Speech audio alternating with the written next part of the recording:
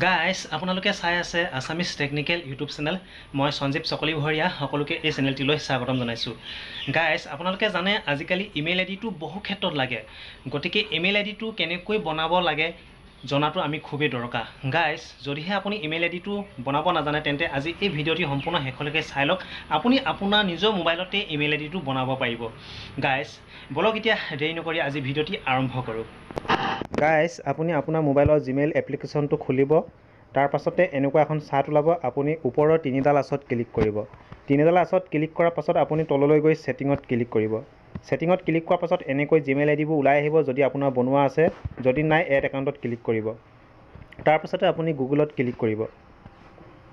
গুগলত ক্লিক কৰাৰ পাছতে এনেকুৱা এখন পেজ ওলাব। আপুনি ক্ৰিয়েট একাউণ্টত ক্লিক কৰিব। তাৰ পাছতে ফৰ মাই পাৰ্চনেল ইউজ ইয়াত আপুনি ক্লিক কৰিব। তাৰপিছতে নেক্সট কৰি দিব।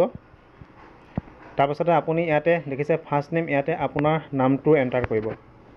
ইয়াতে আপোনাৰ নামটো লিখি দিব আৰু তলত অপশ্যনেল লিখাছে, আপুনি তলত নিলিখিলেও হ'ব। আপুনি একেটা ঘৰতে আপুনি সম্পূৰ্ণ নামটো লিখি দিব পাৰিব। তাৰপাছতে আপুনি নেক্সট কৰি দিব। তাৰপিছতে আপোনাৰ ডে মন্থ ইয়াৰ আপোনাৰ এইখিনি দিব দিছে। তাৰপিছতে তলত এইটো আপুনি এইখিনি চিলেক্ট কৰি কিনে তাৰপিছতে আপুনি জেণ্ডাৰটো চিলেক্ট কৰি ল'ব। জেণ্ডাৰ চিলেক্ট কৰাৰ পাছত আপুনি নেক্সট ক্লিক কৰি দিব। নেক্সট ক্লিক কৰাৰ পাছতে ইয়াতে আপোনাৰ জিমেইল আইডি বনি আহিব। যদি আপুনি নিজৰ মতে বনাব বিচাৰে তেতিয়াহ'লে ক্ৰিয়েট ইয়ৰ অন জিমেইল এড্ৰেছত আপুনি ক্লিক কৰি কিনে আপুনি নেক্সট কৰি দিব।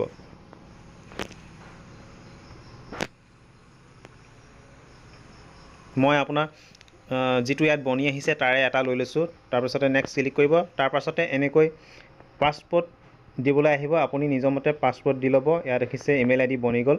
তাৰপিছতে তলৰ নেক্সটত ক্লিক কৰিব। তাৰপিছতে প্ৰাইভেচি এণ্ড টিমছ এই চাৰ্টখন আহিব। তাৰপিছতে আপুনি আই এগ্ৰীত ক্লিক কৰি দিব তললৈ গৈ। তাৰপিছতে আপোনাৰ জিমেইল আইডিটো বনি হৈ যাব। তাৰপিছতে আকৌ আপুনি জিমেইল এপ্লিকেশ্যনটো খুলিব, তিনিডাল আঁচত যাব। তাৰপিছতে আপুনি ছেটিঙত যাব। ছেটিঙত যোৱাৰ লগে লগে আপোনাৰ তলত দেখিছে এয়া ইমেইল আইডিটো বনি হৈ গৈছে মোৰ। আপোনাৰো তেনেকৈ বনি আহি যাব। আৰু কলা চাৰ্টখন মই এইটো কাৰণে দিছোঁ, মোৰ পাৰ্চনেল কিছুমান জিমেইল আইডি বনোৱা আছে, সেইটো কাৰণে কলা চাৰ্টখন দিছোঁ। আপোনাৰ তলত দেখিছে নতুনকৈ এইটো বনি আহিলে।